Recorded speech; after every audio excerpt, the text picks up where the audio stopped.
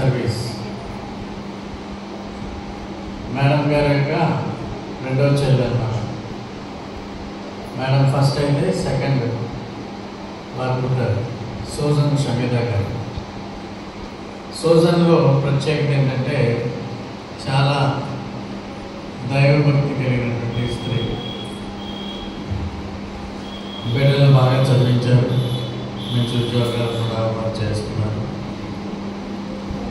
అన్నిటికంటే ముఖ్యమైనది తల్లిదండ్రులను గౌరవించాలని ఆమెకి గొప్ప ఆకాంక్ష, అభిలాష.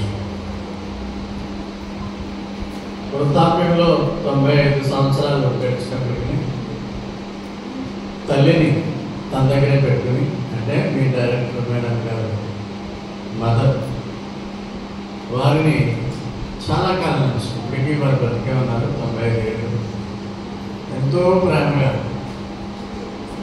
తల్లిని గౌరవిస్తూ, తల్లిని కాపాడుకుంటూ, యోగక్షేమాలు అన్నీ చూస్తూ వారు ఆ విధంగా ఉండడం అనేది అందరికీ కూడా స్ఫూర్తినిచ్చేది. ఒక ఎగ్జాంపుల్గా life to love the parents.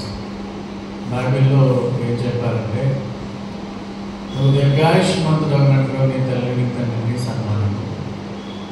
అంటే ఎక్కువ కాలంలో బతకాలంటే పేరెంట్స్ని గౌరవించాలని అంటారు. సో ఎక్కువ కాలం బతకడం అంటే సంతోష సమాధానాలతో బ్రతకడం. కష్టాలతో, ఇబ్బందులతో ఎంతకాలం బతికినా అది అంత ఆశ్చర్యకరమైన జీవితం కాదు. మరి సూజన్కి దీర్ఘాయుష్నివ్వాలి దేవుడు. అదేవిధంగా తను కోరుకున్న విధంగా జీవితం సజావుగా సంతోషంగా సాగాలి అని ప్రార్థిస్తున్నాను.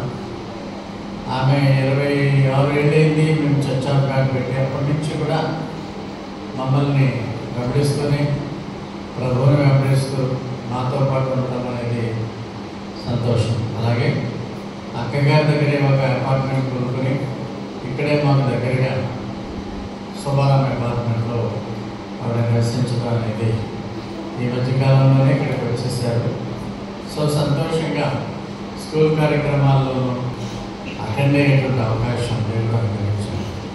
కాబట్టి సూజన్కి బ్లెస్సింగ్స్ అందజేస్తూ, దేవుని యొక్క కృపలో, దేవుని యొక్క దయ, కరుణ, కటాక్షాలతో నీ వాత్సల్యము, దేవుని వాత్సల్యము ఆమె మీద ఎలవేళలో ఉండలాగా ఈ అవకాశం ఇచ్చినటువంటి వారికి థ్యాంక్ యూ వెరీ మచ్.